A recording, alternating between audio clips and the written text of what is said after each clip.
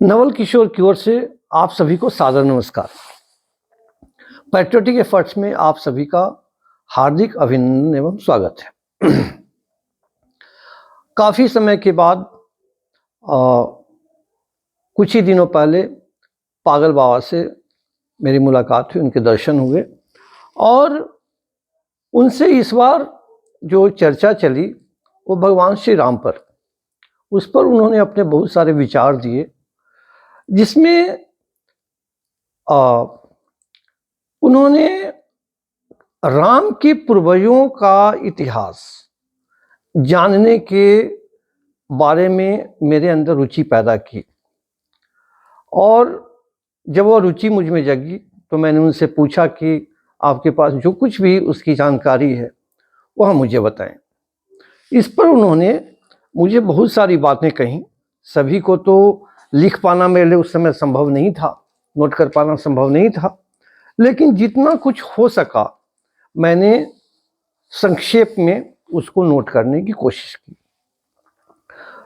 उन्होंने कहा कि पूरा पाषाण काल में मनुष्य ने पहिए का आविष्कार कर लिया था, आग जलाना सीख लिया था, उसे घोड़े और कुत्ते जैसे पशुओं को पालने का ज्ञान भी हो गया था। पूरा पाषाण का मतलब पेलियोलिथिक पीरियड, यानी पाषाण युग, पत्थर युग के शुरुआत की बात है।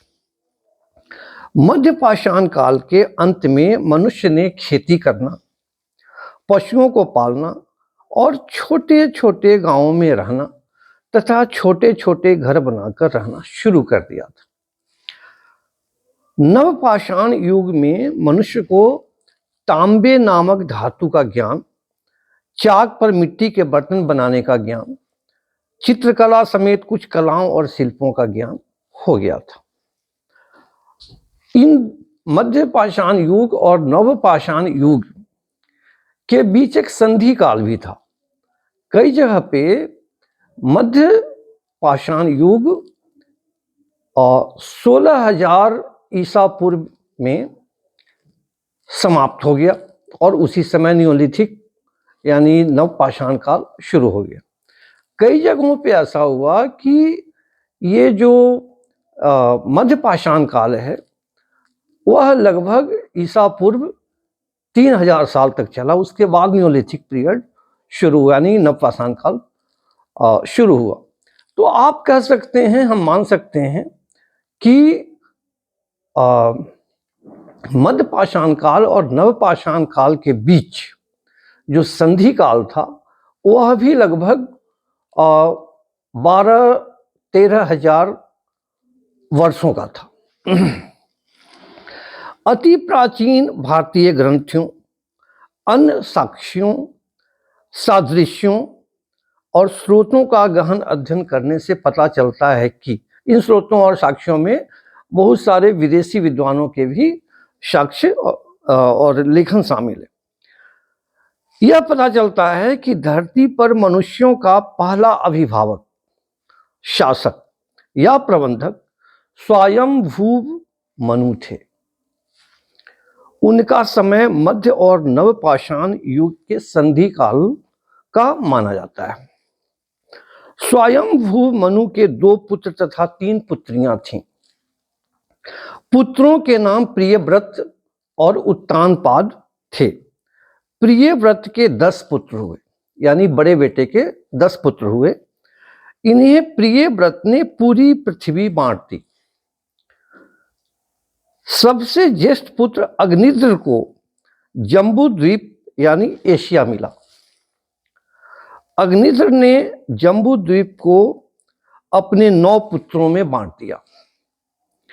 बड़े पुत्र नाभि को हिमवश मिला, जो हिमालय से अरब सागर तक का भूभाग था।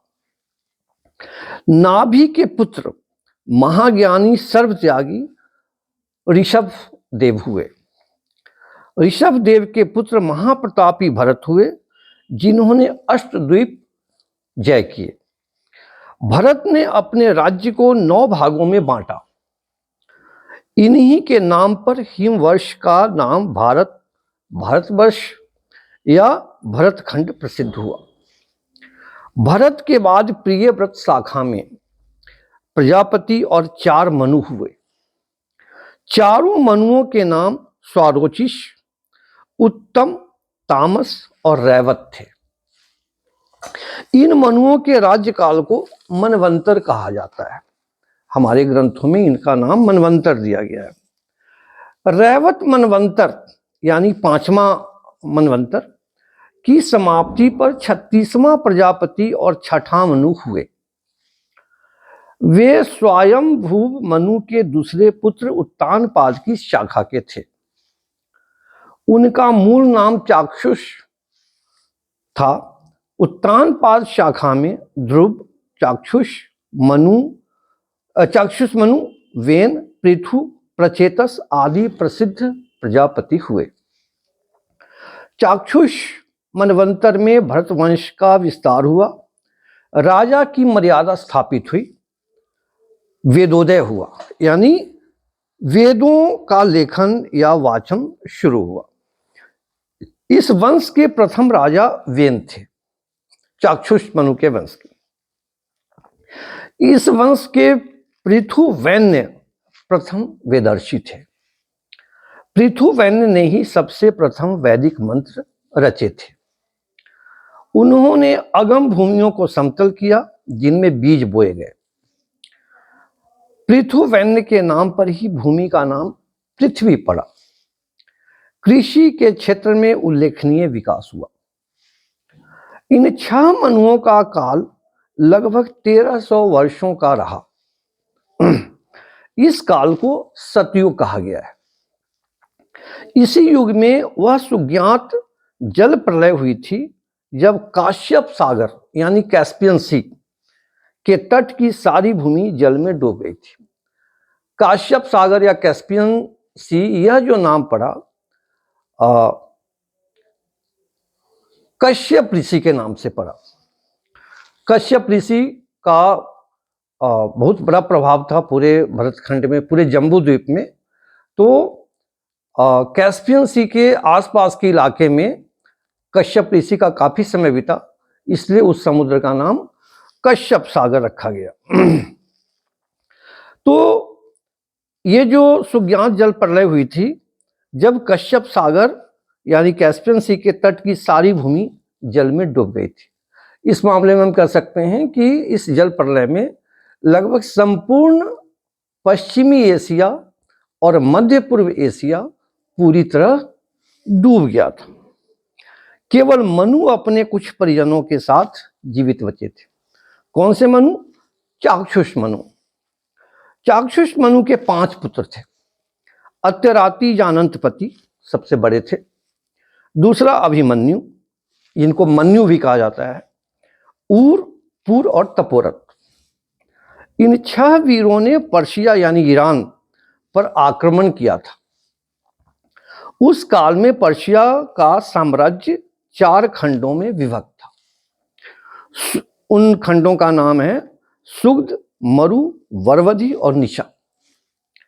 बाद में इसमें हरियु यानी हेरात, जो कि आज अफगानिस्तान में है, हरियु और वक्रित यानी काबुल, जो कि अफगानिस्तान की राजधानी है आज, भी शामिल कर लिए गए थे। उस समय पर्शिया में स्वारोचिष मनु के वंशज राज कर रहे थे। तब भारतवर्ष का अंतिम पश्चिमोत्तर प्रदेश और पर्शिया का पूर्वी प्रांत संयुक्त रूप से सत्यलोक कहलाता था। उसी के सामने सुमेरु के निकट बैकुंठ धाम था। बैकुंठ धाम देमाबंद, अब उसको अलबुर्ज कहते हैं। तो बैकुंठ देमाबंद पर्वत यानी अलबुर्ज पर्वत पर स्थित था। बैकुंठ धाम अभी तक ईरानियन पैराडाइज यानी ईरानी स्वर्ग, ईरानी जन्नत के नाम से प्रसिद्ध है। देमाबंद ईरान के तपोरिया प्रांत में है। तपोरिया प्रांत के शासक तपसी विकुंठा और उनके पुत्र वैकुंठ थे। वैकुंठ धाम उन्हीं के द्वारा स्थापित राजधानी थी, जो बहुत बाद में चलकर विष्णु की राजधानी बनी, उनका निवास बना। अभी के लिए इतना ही। अगले वीडियो में हम फिर इस विषय पर चर्चा करेंगे। तब तक के लिए नमस्कार।